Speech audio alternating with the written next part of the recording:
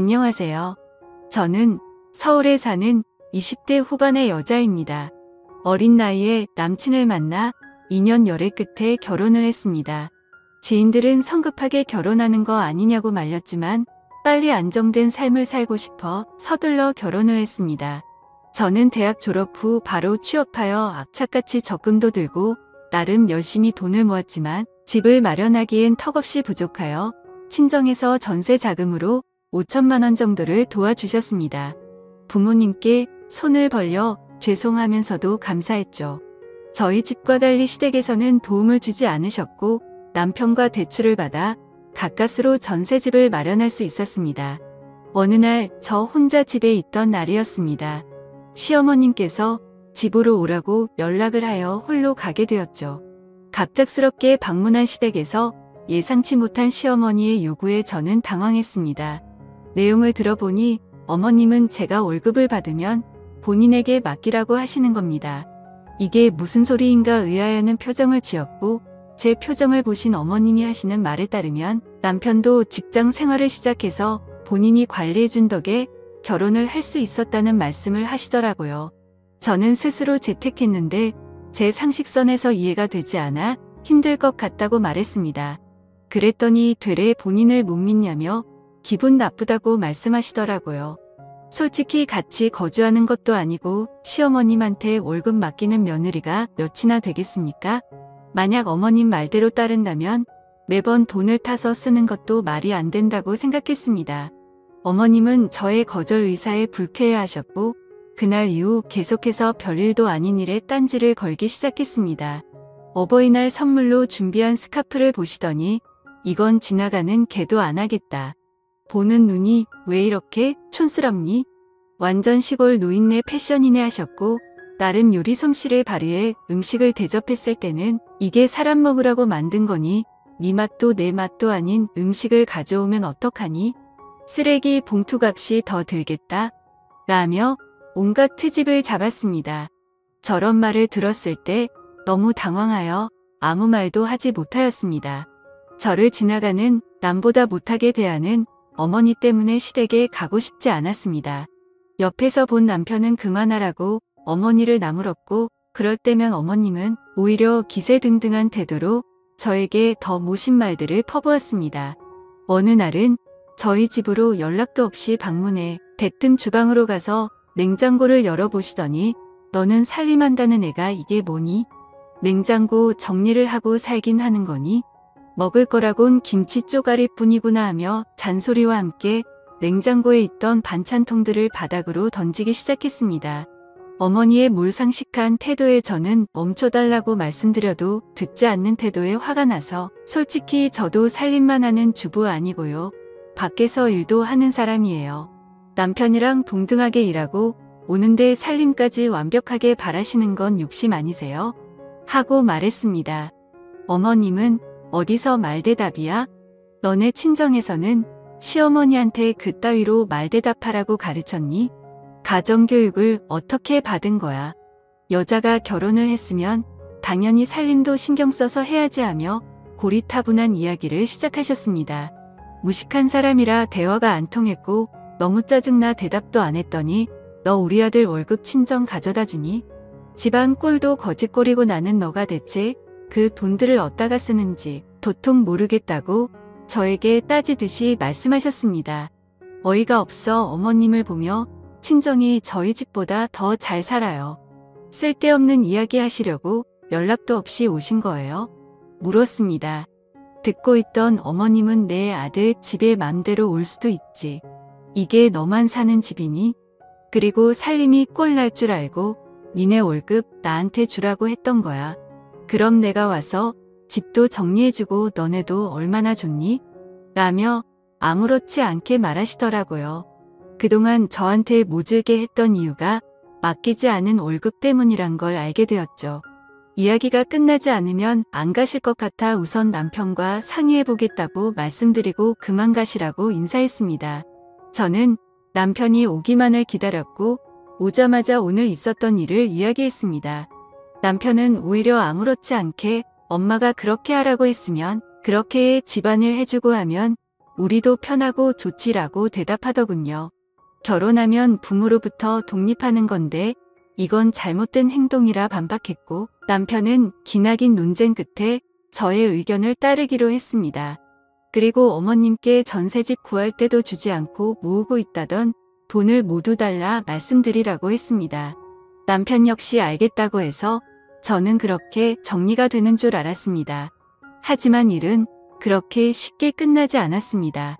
시어머니는 남편에게 연락을 받고 화가 났는지 저희 둘을 모두 시댁으로 부르시더라고요. 어머님은 이야기 들었다며 어떻게 사람이 그럴 수 있냐고 저에게 나무라셨습니다. 내가 돈을 불려서 주려고 하는데 너는 왜 그렇게 삐뚤게 생각하니? 그동안 군말 없이 잘 주고 있던 내 아들 월급을 내가 뭔데 관리한다고 가져가는 거야. 너는 시어미를 못 믿는 거니? 하셨습니다. 대화를 하면 할수록 어이가 없어 저는 이제 결혼돼서 새로운 가정이 있는데 어머님께서 관리하시는 건 말이 안 되는 것 같아요. 누가 결혼하고 시어머니가 월급 관리를 해줘요? 제 주변에 물어봐도 그런 경우 한 명도 없던데요. 솔직하게 말씀드렸습니다. 역시나 어머님은 말이 통하지 않았고 서로 언성이 높아졌습니다. 다행히 남편은 제 말이 틀린 거 없다며 제 편을 들어주면서 그동안 모았던 돈도 모조리 달라고 말했습니다. 이야기를 들으신 어머님은 서운하다며 갑자기 울기 시작하셨습니다. 당황한 남편은 어머님을 달래기 시작하는데 저는 그 눈물이 가짜라는 확신이 들었습니다. 우선 그날은 예상치 못한 어머님의 울음에 확답을 들을 수 없었고 나중에 다시 말하기로 한 뒤 넘어갔습니다. 하지만 저는 결론을 빨리 내야 한다는 생각에 집에 도착해서 남편에게 가족일수록 돈 문제는 확실하게 해야 한다고 말했죠. 남편은 그동안 일을 다니면서 어머님께 드렸던 월급을 대략적으로 계산하였고 어찌나 경제관념이 없던지 하나부터 열까지 옆에서 말해줘야 했습니다. 저에게 여보는 돈 관리 똑부러지게 잘하는 것 같아. 나 결혼 잘했나봐. 우리 부자 되는 건 금방이겠어 하더라고요. 제가 똑부러진 게 아니고 본인이 멍청한 건지를 몰라 한심했습니다. 우리는 주말에 다시 시댁을 방문하겠다고 연락드렸습니다. 그런데 어찌된 일인지 어머님은 저희에게 일이 있다며 오지 말라 하셨고 그 뒤로도 제 연락을 피하는 느낌이 들었습니다. 남편도 어머님의 행동에 대해 수상하다 느꼈는지 자신이 따로 연락하겠다 했습니다. 그러나 3개월이 지나도 깜깜한 소식이었죠. 어느덧 추석이 다가와 명절 준비를 위해 어머님께 전화했더니 드디어 연락을 받으셨습니다. 기다리던 명절 당일이 되어 차례를 모두 마치고 남편은 어머님께 그동안 모아두신 돈에 대해 말을 꺼내었습니다. 이야기를 듣던 어머님은 발끈하시며 지금 그 돈을 왜 찾아? 하며 소리치시는 겁니다. 남편은 왜 소리를 질러? 그때도 말했지만 결혼했으니 이젠 새롭게 재테크 시작해야지 라고 말했습니다. 당황한 어머님은 마치 술에 취한 사람처럼 횡설수설하시더라고요. 무슨 말씀이냐고 재차 물으니 사실 미숙이 아줌마가 투자하면 돈 불려준다고 해서 조금씩 넣었거든. 처음에는 수익이 좋아서 500만 원 맡겼더니 1000만 원으로 돌려주는 거야.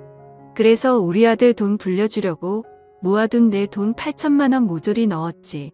그런데 미숙이 아줌마가 6개월 전부터 갑자기 연락이 안 되더라고. 나 말고도 다른 주변 사람들 여러 명한테 사기치고 도망간 거야. 그래서 경찰에 신고는 했는데 연락이 아직도 안 와 해느끼며 말하셨습니다. 결론은 어머님 친구분께서 돈을 맡기면 몇 배로 돌려준다고 투자하라 유혹했던 것입니다. 그 말에 속아 어머님은 남편 돈까지 맡겼다가 날려먹은 거였습니다. 한마디로 사기를 당한 거죠. 남편은 처음 듣는 말에 본인의 돈을 상의도 없이 투자했냐며 화가 나 다시는 엄마를 보고 싶지 않다고 소리치며 밖으로 나가버렸습니다. 옆에 계시던 아버님은 당신이 무슨 투자야 투자는 집구석에서 얌전히 살림이나 할 것이지. 내가 당신 그 여편네랑 어울릴 때부터 마음에 안 들었어. 8천을 날려먹어. 그것도 아들 돈인데. 미쳤지 미쳤어. 당신 제정신이야? 그리고 그런 일이 있으면 가족한테 먼저 말해야지 집안 꼴 잘 돌아간다 하며 나무라셨습니다. 저에게 어머님 대신 사과한다고 하셨지만 전혀 그 말이 귀에 들어오지 않았습니다. 어머니 그럼 그동안 저한테 돈 맡기라고 하신 것도 사기당한 돈 메꾸려고 하신 거예요? 이렇게 금방 들통날 행동을 왜 하셨어요? 그때 어머니 제안 거절했다는 이유로 한동안 말도 안 되는 걸로 트집 잡고 돈 안 맡긴다니까 말 대답한다면서 저희 친정 욕하시더니 어디 입이 있으면 말씀해 보세요. 저한테 미안하지도 않으세요? 모질게 대했던 모습이 생각나 어이가 없어 그동안 쌓였던 감정을 쏟아냈습니다. 저는 할 말 다 해버리고 남편도 없는 자리에 있을 이유가 없어 황급히 나와버렸죠. 집에 와서 남편과 이야기하는데 엄마가 왜 그렇게 월급날만 되면 돈 보내라고 재촉했는지 알겠어요. 아들이 뼈 빠지게 고생해서 번 돈 사기당했으면 당사자인 나한테라도 말해줘야 하는 게 정상 아니야? 사기를 당해놓고선 미안한 기색은 하나도 없고 돈 재촉만 하더니만 내 엄마지만 이해가 안 가. 그래서 당신한테도 월급 자기가 맡아준다고 했나봐. 미쳤어. 진짜 남편은 다음날 저녁 시댁에 가서 내 돈 달라고 화를 냈다고 했습니다. 시어머니는 내가 그동안 너를 키워준 거 계산하면 8천만 원도 싸다는 거 모르니 고작 그거 없어졌다고 엄마한테 따질 일이니 화를 내셨다고 했습니다. 남편은 그건 고맙게 생각하고 다달이 용돈 주지 않느냐며 따졌다고 했습니다. 오히려 화가 난 시어머니는 다음 달 내로 돈 줄 테니 앞으로 집에 오지 말라고 하면서 남편을 내쫓았다고 했습니다. 그렇게 한 달이 흘렀고 시아버지한테 전화가 왔습니다. 평소 우리를 부르시지 않는데 찾는 거 보니 무슨 일이 생겼다는 걸 직감했습니다. 부랴부랴 시댁으로 찾아갔고 문을 여는 순간 시어머니는 시아버지 다리를 잡으며 잘못했다고 빌고 있었습니다. 일단 둘을 진정시키고 무슨 일이냐고 물어봤습니다. 현재 시아버지는 15년 된 차량을 타고 계십니다. 몇십 년 동안 고생하시며 집안을 일으키셨기에 남은 노후를 즐기기 위해 몇 달 전 차량을 계약했었습니다. 기다리던 새 차가 나온다는 소식에 잔금을 치르기 위해 이체를 하라고 하니 잔액이 부족하다고 떴다고 하시더라고요. 시아버지는 당장 은행으로 달려가 따졌으나 전산을 확인하니 익숙한 이름으로 돈이 송금됐다는 걸 확인했다고 하셨습니다. 이름을 곰곰이 생각해보니 시어머니의 지인인 걸 알아채신 뒤 집으로 돌아와 지금 이 상황이 됐다고 하셨습니다. 시어머니는 8천만 원을 메꾸기 위해 평소 어울리시는 이상한 아줌마한테 그 돈을 몰래 투자했다고 울면서 말하셨고 자신의 전화를 받지 않는다고 무릎을 꿇고 빌었습니다. 너무 화가 난 시아버지는 시어머니를 놔두고 나가버리셨습니다. 남편도 다시는 엄마 얼굴 꼴도 보기 싫어하면서 연을 끊고 살겠다고 했습니다. 이미 없어진 돈 어쩌겠습니까? 돈이야 다시 모으면 되고 시아버지는 대신 사과하시면서 저를 볼 면목이 없다고 미안해 하셨습니다. 다음날 통장으로 8천만 원이 들어왔습니다.